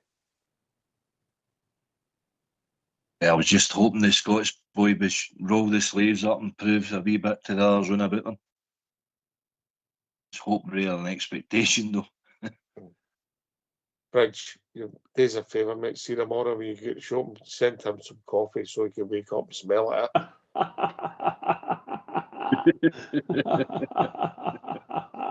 I love it. I love it.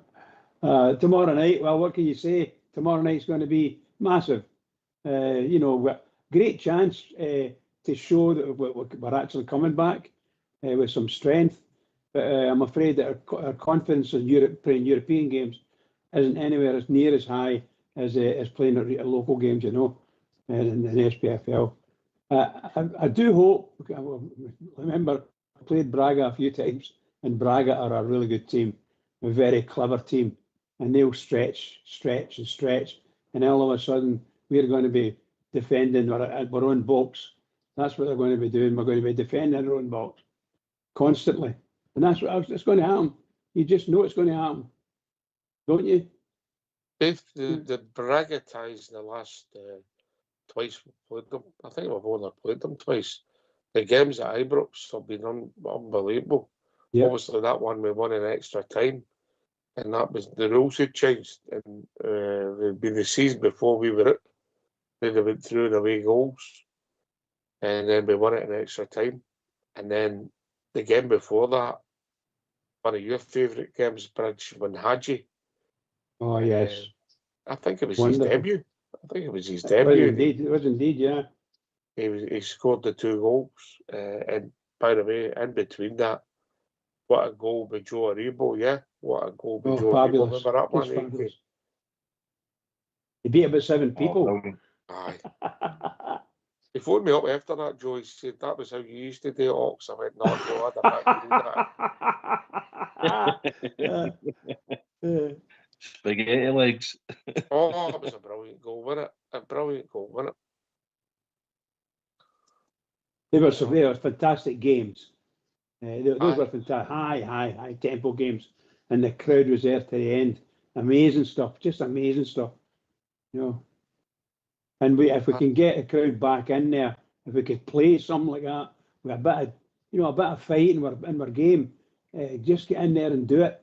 But the way we're playing it now, we're playing 4 passes up to the halfway line, and then playing 4 passes back. Oh my God, it's just nonsense at times, That's the way I think about it anyway, guys. We don't seem to be doing anything. I don't mean to be rude, Bridge, and this isn't a thing. The centre-halves have got the ball far too much, mate. Oh, we shouldn't be playing centre-halves. Centre-halves shouldn't be playing like that. We shouldn't be playing a centre-half game. Absolutely not. We should have centre-halves that can play football. But no, they're not the ones we're going to depend on. They've got to do whatever they've got to do. We shouldn't, in my opinion, we shouldn't be playing the style of football that we're playing now, and we're playing across the pitch. If we're going to be playing across the pitch, then you do need people who can play football. We don't have them. We don't have our centre-halves are not good passers of the ball, and even our full-backs are not great passers of the ball. So we need to up the quality and get people in that can pass the ball, if that's what you want to do. If you want to play a passing game, we've got to pass it. We can't. You see yourself. I mean, I hope everybody out there can understand what I'm saying. We go up the park, the ball comes through the defenders and out to the wide, and it goes back to them, and all of a sudden they're going to try a 30-yard pass through 7 people to get there. No, We can't pass the ball like that. We proved it. And when the odd time it happens, we lose the ball and all of a sudden the big charge comes on because they've got it and we've no. And they've took that 2 steps past us and we'll never get back, never catch them up again. And that's exactly what's happening to us, and she could see it. Yeah, I think they spend too much time in the boy, and the time they pass the ball, the other teams have got themselves into a shape. And I think we have to move the ball quicker. But we also need to sort out the shape because, to be fair, the centre halves, they're looking for passes sometimes. The midfield standing next to them, no midfield. And that was the case on Saturday. So we can't blame Russell Martin for that. We can blame him for some of the personnel, Alan Feller, but they're not there. So we need a change in shape. I think your team, the vast majority of your team could be playing tomorrow night, mate. After Saturday, I'm not sure if Ant-Man will play. I actually think he was involved less in Gassama, who I thought was poor on Saturday. It'll be interesting. I thought Mayovsky come on and showed a wee bit of endeavour. Wasn't great, but a wee bit of endeavour. And it'll be interesting to see who's fit if Chimitri comes in, if he's fit. In the midfield, I think Raskin will start. And surprise, I actually think Diamandi will play. If I'm really honest, AK, I don't think he's getting in the team in form. I don't think he's kicked a ball all season, but I think he'll play. And it might be Barron or Langberry too, mate. But you never know, the manager might stick with Asgard.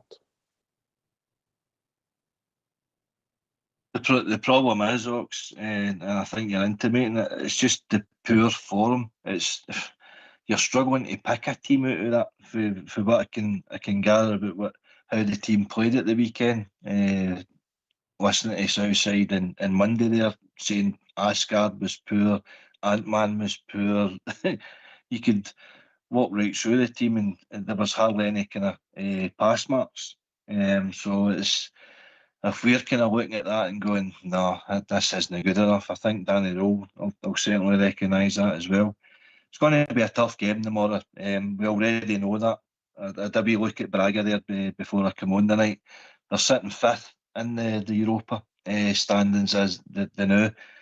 They started the league campaign with a 1-0 win at home to Feyenoord. They went to Celtic Park and beat them 2-0 there. So this is the second time they're coming to do a double in Glasgow. Red Star was up next for them at home. They won 2-0 and then they surprisingly lost 4-3 at home to Genk. So that they've started the season well. Europe. We should have beat Genk, yeah. We should have beat Genk. Oh, 100%. 100%. They're an attacking team. They're plenty of goals there. They're 3-4-3 or they can set up 4-3-3. Their star player's a guy called Ricardo Horta, number 21. He's got 10 goal contributions in the last 10 games. What was his surname then, mate? Horta. All right. Number 21. All right. And you've got Navarro as well, the 39. So they're a good team, but we need to up our levels tenfold for where they are now, and it'll tell a lot to Danny Rowe and the support of whether these players have got it in them. A lot of us have got question marks over all of them, and quite rightly so. So they're all playing further in the future. Aye, it'll be interesting to see. I think you're back for it. I think that it'll be interesting to see what he does if Max Aarons appears. I'm not his biggest fan. You know, depending how he thinks he'll set up. Will he go with the 3 and try and play Tavin? I don't know, mate. It's going to be interesting to see what he does. But you're right, you're putting players in that you wouldn't select yourself. There's options, and that's where we are, mate. That's the reality of where we are. Aye. There's even the likes of Bizrami that we can't even bring in because Russell Martin didn't include him in the Europa squad. You know, so where is the creativity coming from? We don't have that midfielder that can slot a ball, defence, split and pass. Raskin, for as good as what he is, he's no that sort of player. I think that you come back to your Rothwell situation where he is a massive letdown in the middle of the park. Defenders are getting far too much of the ball. We're too slow. We're too laborious. We don't score enough goals. Rip it up and start again, Ox. I wish we could just start the season again. The whole thing, mate, for that first pre-season game against Bruges, mate, it's just been a hard watch, mate. There's been moments, 20 minutes against Panathinaikos, yeah. You know, there's been moments, you know, but we're the peace. But then, start of July to now, mate, it's been, if we're honest, it's been really poor. You know, but hopefully, Andy Rowe can just 4 league wins, get a win in a night and get 5 league wins, and we start looking at things different. Momentum's a big thing in football, Bridge. Oh yes, oh yes. You got to build it when you get a chance and you take the moves. You make 3 moves at Ibrox, and that's momentum. That's the truth. If you can do it right, the fans will be up on their feet and they'll be watching what's happening and all the rest of it, and that's fantastic. The atmosphere builds and you're on the ball, all that. See, when you do it, you get third pass and it falls apart.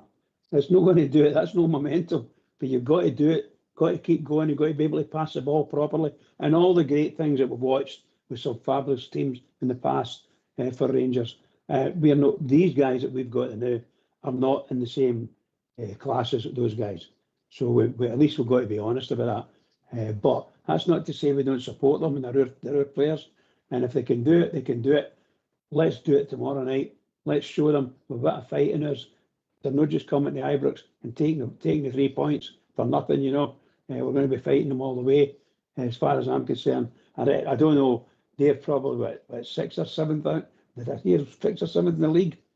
Maybe somebody could tell. You said they were 5th. 5th, there they are then. So we're what, 20th? No, 36. We are 36 then. There you go. We want to get that monkey up our back if we can, you know. But look, we know where we are. We recognise where we are, AK, yeah. We know the mistakes are made. We can't unpick it. We can't unpick it to January. I know. The thing that might change in our favour now, Ox, is we don't have anybody left there to sack for the for the support to vent their anger at. I mean, that most of it was getting directed at Russell Martin. He's went a lot of it went to Thelwell and Patrick Stewart. They're bang they're away. So maybe the support can get behind the team now, and we might get something out of them for that sort of perspective. Aye. Listen, you didn't want all that talks about it, but you've got to say that some of it was deserved. You know, and like Kevin Fairwell, I mentioned it on Monday night. The interviews he done, he just made bad situations worse. You know, by insulting people's intelligence. You know, and based on what Russell Martin's the best coach I've ever seen in action. We were watching that football, AK. It was horrendous, and that's how I'm saying that maybe Andrew Kavanagh and the Zoom calls that they two were giving him in the boardroom about what's happening at the club and how's things going, and they're telling him all this. You know, that the recruitment's brilliant. Oh, we've got this boy in here, we've got that boy there, this manager, I really trust what he's doing, he's fantastic, he's this and that. Is that right? How come we're not winning then? We'll need to come out here and see. And the fact he hung about for as long as he did, he even went to training in the pouring rain and watched the players in action.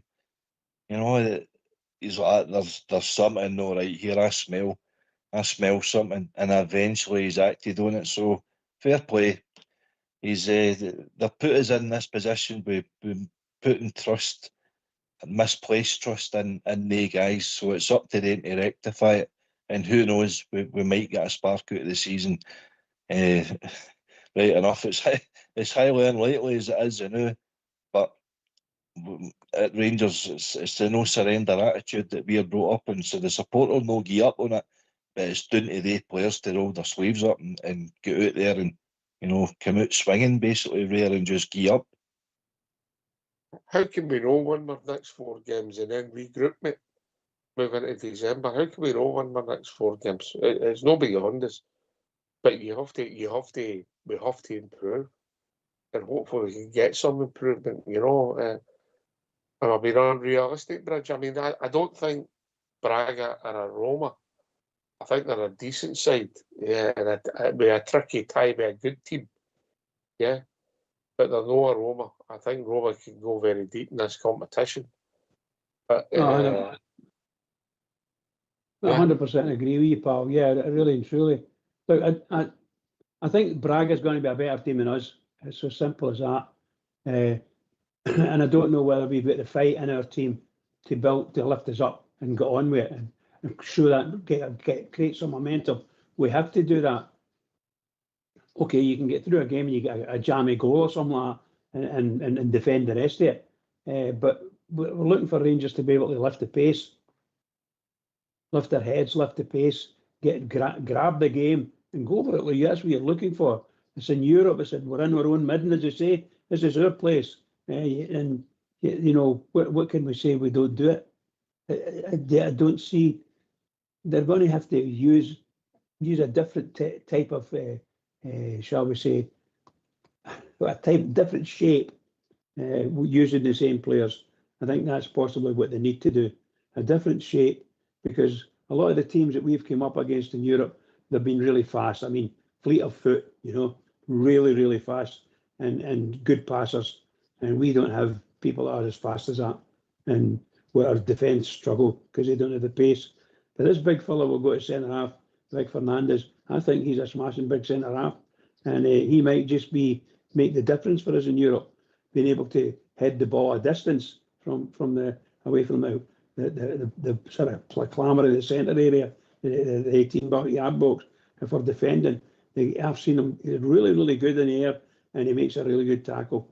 I'm not saying he's the best player in the world, but he's not the worst, and he makes a difference.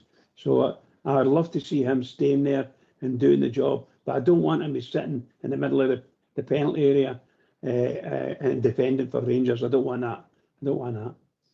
We need to be able to find a midfielder and let them play the game.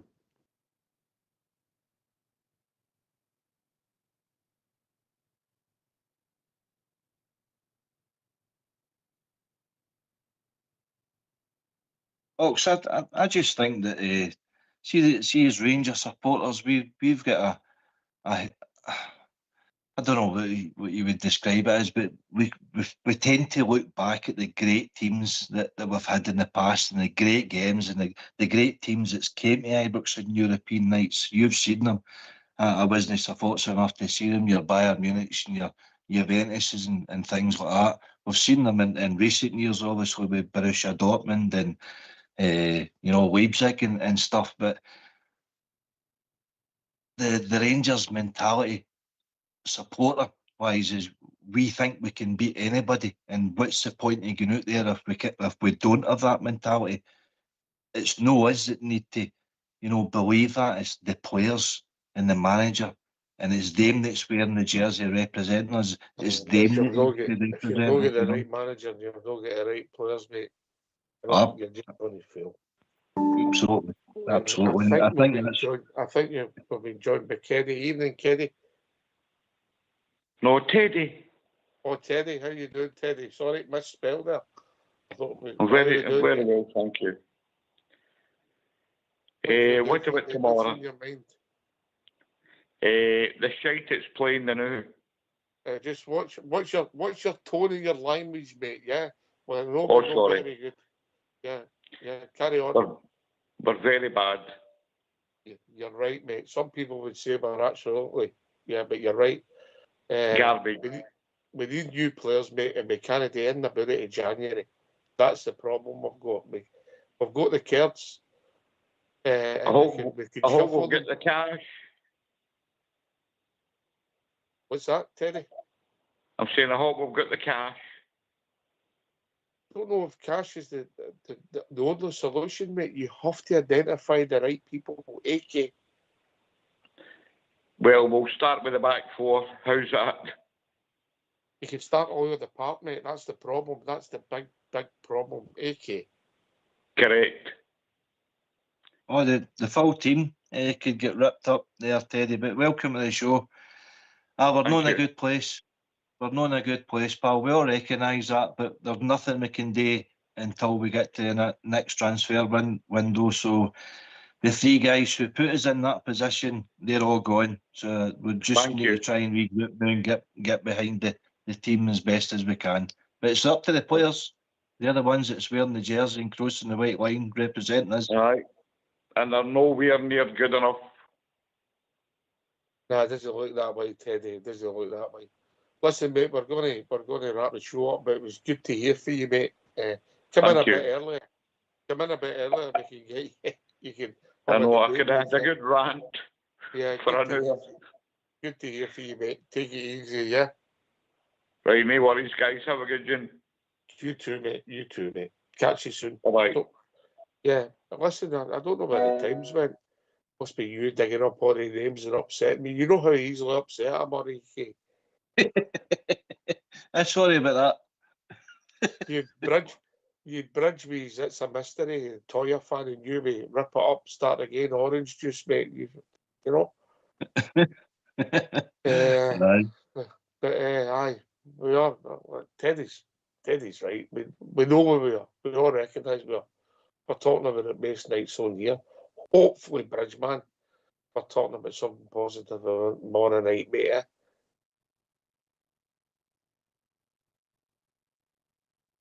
All right.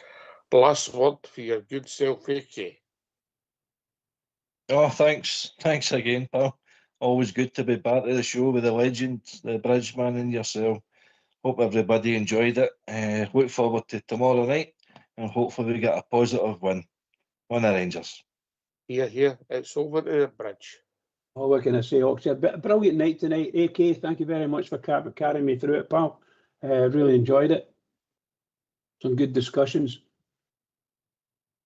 We now all know how everybody feels about what's happening in our club. Impressed with the manager and his statements. His interviews. Impressed with that. But a huge game tomorrow night. This is going to be, well, shall we say, a chance for Rangers to get together as a team and coaching staff and show Europe that we're not as bad as we're positioned in the league is. A good chance to do it. I hope they do it. I'm going for a 1-0 for the Rangers, of course. But it's going to be tough. And let's hope we can get through it. That's all. What can I just say to all the Rangers fans listening in all over the world? Listen to what I'm saying. Biggest game of the season tomorrow night. And Rangers, please go and do it. So everybody keep it going for the Rangers because they really need us now. Keep it going. Aye, thanks to Christopher and Teddy for joining us briefly tonight. Good to hear from her. Of course, the one and only AK and the legend that is Bridgeman. This has been Rangers Radio. Also, thanks to Fox and Old School Blue for doing the technicals. Big shout out to your Fox. Rangers Radio will be back at 7 o'clock tomorrow night as we build up to a home tie against Braga at home at Ibrox. Thanks for listening. Take it away, Old School Blue.